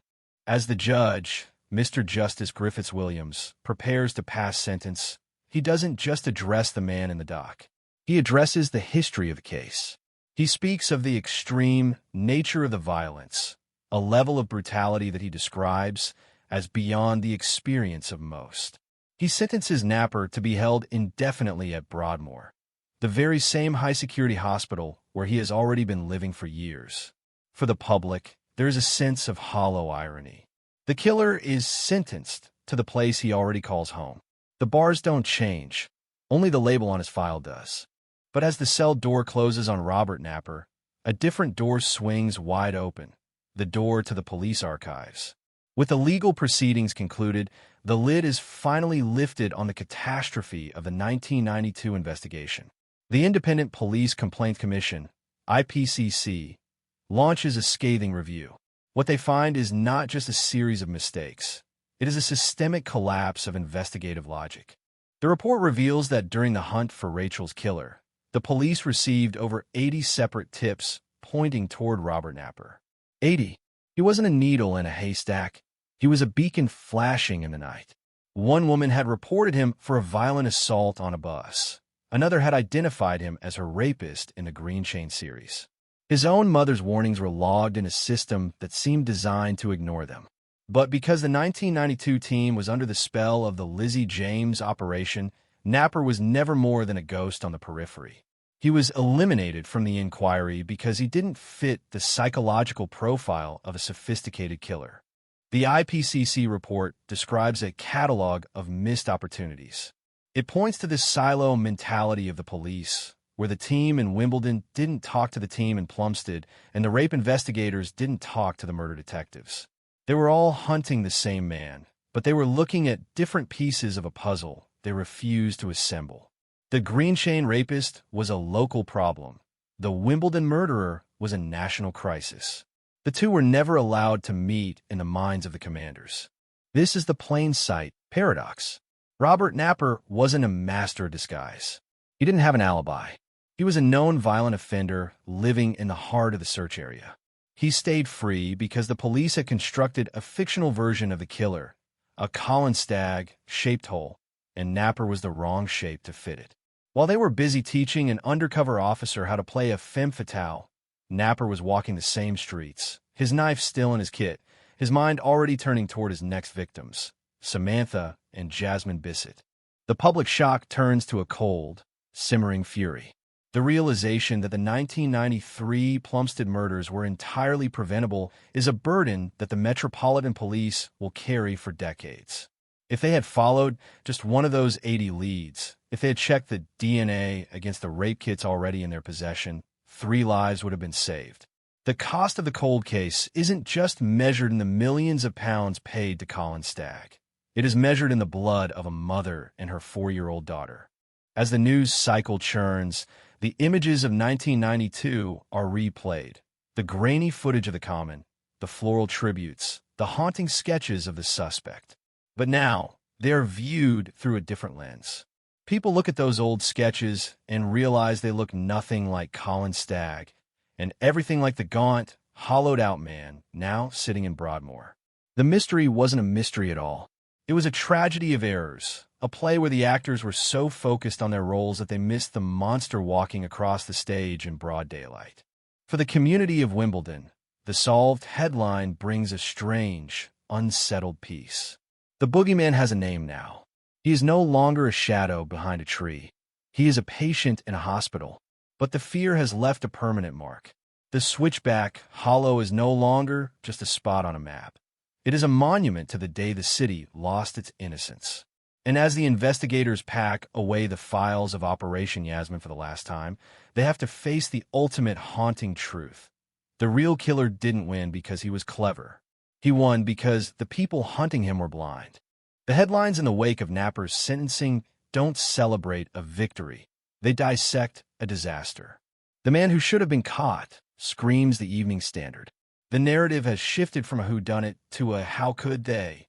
As the dust settles on the legal proceedings, the focus turns to the psychological anatomy of Robert Napper himself. If Colin Stagg was the profile that failed, what was the reality of the man who succeeded in remaining a ghost? Napper was not the high-functioning, calculating predator of a Hollywood screenplay. He was a man of the fringes. He lived in a world of peeling wallpaper and the incessant, buzzing static of paranoid schizophrenia. To understand how he evaded capture, one must understand his relationship with the landscape of London. He was a green space predator. While most of the city navigated by tube lines and major roads, Napper moved through the veins of the city, the parks, the commons, the overgrown railway embankments. He knew the topography of the shadows. Visual, a stylized, dark map of London where the green spaces, Wimbledon, Richmond, Plumstead, glow with an ominous light, connected by thin, spiderweb lines representing Napper's paths. In the mid-90s, police forensics were a fragmented patchwork. The National DNA Database was a new, fragile thing, and the concept of geographic profiling was in its infancy. Napper exploited this lack of connectivity without even trying. He committed crimes in different police jurisdictions: the Met, the British Transport Police, the local borough units. In each jurisdiction, he was a new problem. He was like a ghost flickering between different frames of a film. No one was watching the whole movie. The IPCC report reveals a particularly chilling detail. Napper had been interviewed by police multiple times regarding the Green Chain rapes. He had been on their radar, but each time he was dismissed. Why? Because he was too weird. Detectives at the time described him as uncommunicative, vacant, and mentally unstable. In their minds, a man who couldn't hold a coherent conversation surely couldn't be the master of the common, who had executed such a precise and brutal attack on Rachel Nichol. They equated mental illness with a lack of capability. They couldn't conceive that his very instability was what made him so dangerous, a man with no internal off switch, driven by a primal, disordered impulse that bypassed all social constraints. And then there's the matter of the Lizzie James tapes. As more of the undercover operation is leaked to the public, the absurdity of the police strategy becomes even more apparent. While Lizzie was trying to get Colin Stagg to admit to a fantasy of killing, the real killer was living that fantasy every single day. The police were looking for a man who wanted to be a killer. They ignored the man who already was one. It was a failure of imagination as much as a failure of procedure. For the survivors, the revelations are a double-edged sword. Andre Hanscom, Rachel's partner, speaks out with a quiet, devastating dignity. He talks about the stolen years, the years Alex spent without a mother, and the years the family spent waiting for a truth that was sitting in a filing cabinet just a few miles away. The closure offered by the court feels like an insult when weighed against the what-ifs. If Napper had been arrested for the 1992 rapes, Samantha and Jasmine Bissett would be celebrating birthdays today. That is the mathematical reality of the police's failure.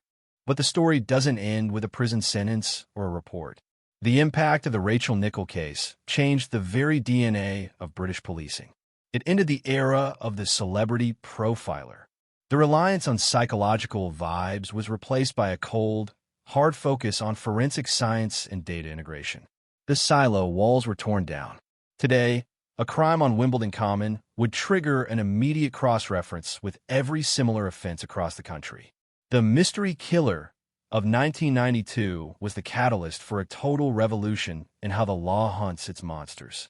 Yet, as we look back at the footage from that summer in '92, the yellow sun, the green trees, the vibrant face of a young mother, the sense of shock remains fresh.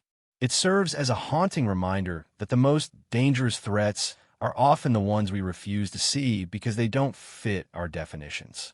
Robert Napper wasn't hidden in a secret lair. He was standing at the bus stop. He was walking his own dog. He was right there. The cold case is solved, but the memory remains a strange clue in the history of London. A warning that in the search for justice, the greatest enemy isn't the killer's brilliance, but our own blind spots. The mystery of the killer in plain sight is finally over, but the echo of that summer morning on the common still whispers through the trees, asking us to never look away again. The sentencing of Robert Napper in 2008 didn't just close a chapter. It exposed the skeletal remains of a broken system. To truly understand the community shock that followed, one must look at the legacy of the man who was nearly sacrificed on the altar of police desperation, Colin Stagg. For 16 years, Stagg had been the face of the crime in the public imagination. He was the weirdo from the flat, the man the media had convicted long before a jury ever saw a shred of evidence. When the DNA finally pointed to Napper, it wasn't just a legal exoneration for Stagg, it was a cultural earthquake. It forced a nation to confront its own bloodlust for a scapegoat. The cold case resolution brought a chilling clarity to the strange clues that had been ignored in 1992. Investigators, now looking back with the benefit of hindsight, realized that Napper had been hiding behind a shield of ordinariness. He was a man who understood how to be invisible by being unremarkable. While the police were looking for a Bond villain level of criminal sophistication, Napper was a man who lived in a mess of discarded takeaway boxes and paranoid scribblings. His mystery wasn't a product of his genius, but of the police's refusal to believe that such a significant crime could be committed by such an insignificant man. As the forensic teams dismantled the timeline of Napper's life, a horrifying reality emerged regarding his trophies. It is a hallmark of the serial predator to keep a connection to their victims. In Napper's case, the connection was geographic. He didn't just kill on the commons, he haunted them. Evidence suggests he returned to the scene of the Rachel Nichol murder multiple times in the months that followed, watching the police, watching the floral tributes grow, and watching the fear settle over the community. He was feeding off the very panic that the botched investigation was fueling. The deadlock of the investigation had been a period of peak danger. Every year that the case remained unsolved was another year Napper felt emboldened. The transition from a 1992 murder to the 1993 Plumstead massacre shows a predator who had learned that he was, for all intents and purposes, untouchable. He had seen the police focus all their resources on another man and move in the entirely opposite direction. To a paranoid mind like Napper's, this wasn't just luck. It was a divine sign of his own power. The police hadn't just failed to catch him. They had inadvertently provided him with the ultimate cover. The lingering shock in the community was palpable. For the residents of Wimbledon, the revelation that the killer had been a known sexual offender living nearby was a betrayal of the basic social contract. They had been told to be vigilant, but the very people they trusted to protect them had been looking the wrong way. The parks, once seen as the lungs of the city, were now seen as corridors of risk. The mystery killer had been found, but the sense of safety that had been stolen in 1992 could never be fully restored. It was a permanent alteration of the London landscape. And what of the witness? Alex, the 2-year-old boy who had stood in the grass while his mother was taken from him. By 2008, he was a young man. He had grown up in the shadow of a crime that was a national obsession. The resolution of the case brought the emotional climax he and his father had been denied for a generation. But it also brought the heavy weight of knowing that the man who killed his mother had been a mystery only because of a series of clerical errors and bruised egos in a police station. The script of the 1992 investigation was rewritten not by a clever detective, but by the cold, unyielding truth of a DNA strand. It proved that in the world of true crime, the most terrifying monsters aren't the ones who hide in the dark, but the ones who stand right in front of us while we're looking for someone else. The killer in plain sight was finally identified, but the cost of that discovery was 3 lives and a 16-year trail of wreckage that no court sentence could ever truly repair. The conviction of Robert Napper acted as a brutal post-mortem for British justice, revealing a rot that went far deeper than a few missed leads.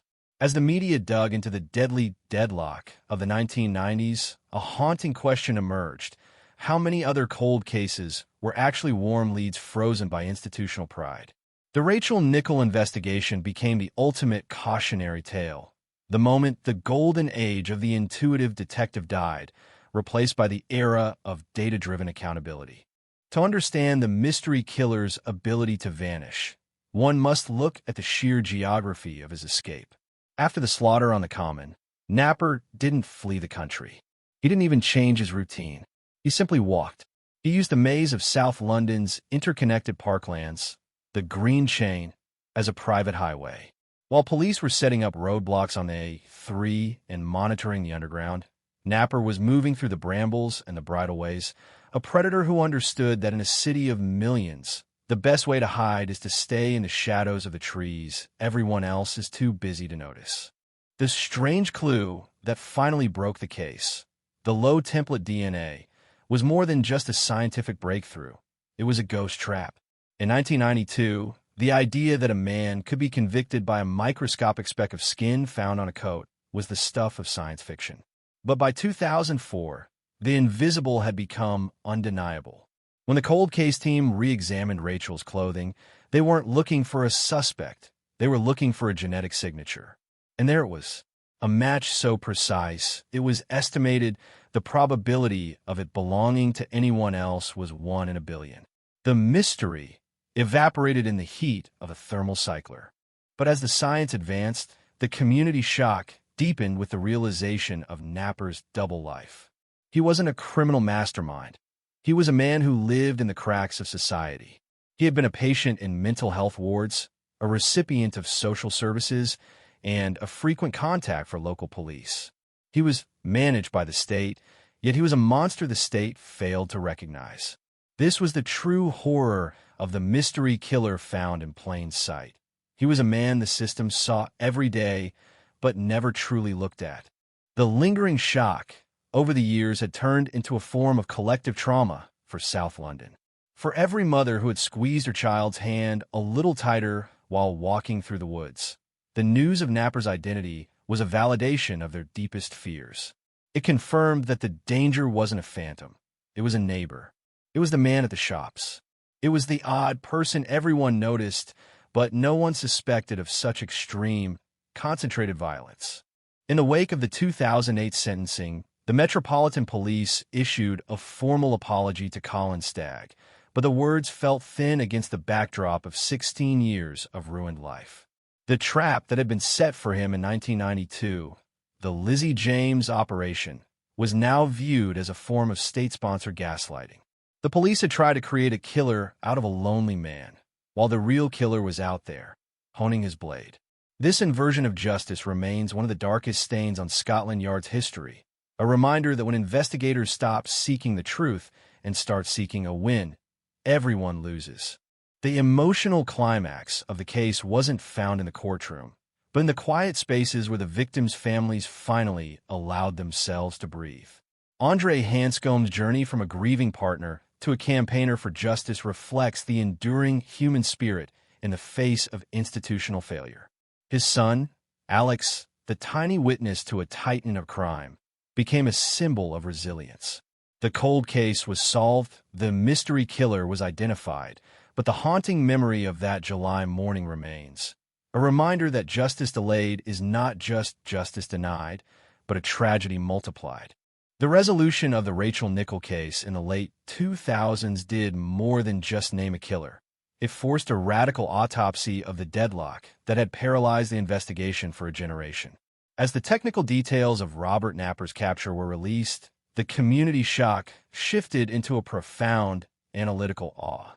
We began to see the mystery killer not as a ghost, but as a byproduct of a fragmented era. In 1992, the police were fighting a 21st century predator with 19th century logistics. They were looking for a motive they could understand: money, revenge, a lover's quarrel. But Napper offered only the void of a disorder mind. The strange clues that had been dismissed decades earlier began to resurface like debris after a storm. We learned of the red thread, a series of forensic links that, if connected earlier, would have created a map straight to Napper's door. It wasn't just the DNA, it was the signature. Forensic linguists and behavioral analysts, looking back at Napper's history, identified a specific pattern of speech and movement that was mirrored in the witness reports from the Common. The shuffling man, the man with the staring eyes, these weren't just descriptions. They were Napper's physical resume. Visual, a split screen. On the left, grainy 1992 footage of police searching the undergrowth. On the right, high-definition 2008 footage of forensic technicians working in a sterile, white lab. This was the mystery killer found in plain sight, in its most literal form. Napper was a man who stayed in the same radius for years. He didn't have the sophistication to move, to change his identity, or to hide his tracks with digital footprints. He survived on the police's own bias. They couldn't believe that a man who was so obviously broken could be the one who had successfully evaded the largest manhunt in London's history. They were looking for a Moriarty. They found a man who could barely articulate his own name. The lingering shock that permeated the community was fueled by the revelation of the missed warnings. It wasn't just 80 tips. It was a systemic failure to listen to the women of London. The Green Chain rapes were the prelude to the Wimbledon symphony of violence. Every time a woman reported a tall, thin man in the woods, a bell should have rung in the Rachel Nichol incident room. But the bells were silenced by the noise of the Lizzie James operation. The police had fallen in love with their own story, a story of a honey trap and a high-profile arrest, and they refused to let the facts spoil the ending. The deadlock was finally broken not by a brilliant detective's intuition, but by the relentless, unfeeling march of technology. The DNA didn't care about profiles or vibes. It didn't care about the reputation of Scotland Yard or the public's need for a scapegoat.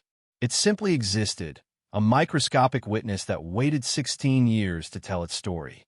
When Robert Napper's profile finally flashed on that computer screen in the mid-2000s, it was the sound of a 1,000,000,000 chance finally coming home to roost.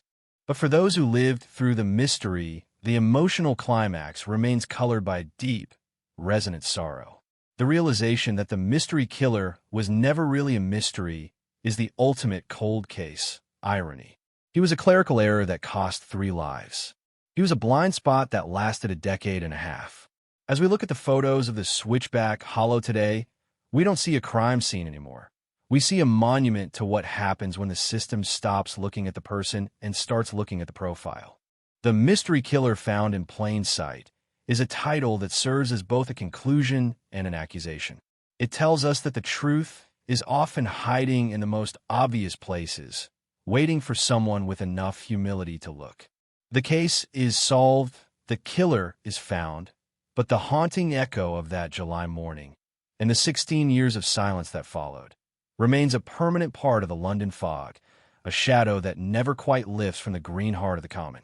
The final gavel has long since fallen, yet the silence that follows the conviction of Robert Napper is not one of peace, but of a heavy, echoing reflection.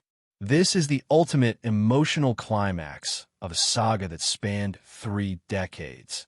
The moment where the mystery finally meets the truth and finds it utterly devoid of the cinematic glamour we often associate with justice. The cold case of Rachel Nichol ended not with a high-speed chase or a brilliant deduction, but in the sterile, fluorescent quiet of a forensic laboratory and the padded walls of a high-security hospital. It is a conclusion that leaves a lingering shock, a haunting realization that the monster was never a phantom. He was a neighbor we chose not to see. We look back now at the strange clues of 1992, the discarded knife sheath, the eyewitness reports of a shuffling figure, the 80 ignored tips, and they read like a roadmap to a disaster that was entirely avoidable. The mystery killer found in plain sight is a phrase that will forever haunt the halls of Scotland Yard. It stands as a testament to the deadlock of human ego, a reminder that when we become obsessed with the oddball, we leave the door wide open for the monster. Colin Stagg's life, fractured and forever changed, serves as the living scar of that obsession. A man who became a villain in the public eye simply because he was a convenient shape to fill a void. Visual, a slow, sweeping aerial shot of Wimbledon Common today. The greenery is lush, the paths are busy with life, but as the camera passes over the Switchback Hollow, the color slowly drains to a cold, desaturated gray. The community shock has matured into a somber legacy. On the common, the silver birches still sway in the wind, and the sun still dapples the paths where Rachel took her final walk. But for the people of London, the landscape is forever altered. The mystery taught us a brutal lesson about the fragility of safety and the fallibility of those sworn to protect it. It taught us that plain sight is the most effective camouflage for evil. Robert Napper didn't need a mask or a secret identity. He only needed a system that was too busy looking at its own reflection to notice the blood on his hands. As we reach the end of this narrative, the emotional climax centers on the survivors. Andre and Alex Hanscombe, who moved across an ocean to escape the shadow of the cold case, finally found the name of the man who tore their world apart. But names are small things compared to the weight of 16 lost years. The justice served in 2008 was a mathematical correction, a balancing of the books, but it could never be a restoration. The mystery killer is gone, tucked away in the shadows of Broadmoor, but the haunting memory of that July morning remains. A chilling reminder that sometimes the most terrifying thing about a crime isn't the mystery of who did it, but the simplicity of how they got away with it. The London 1992 cold case is officially closed. The mystery killer found in plain sight is a headline for the archives, but the story ends with a question that still whispers through the trees of Wimbledon.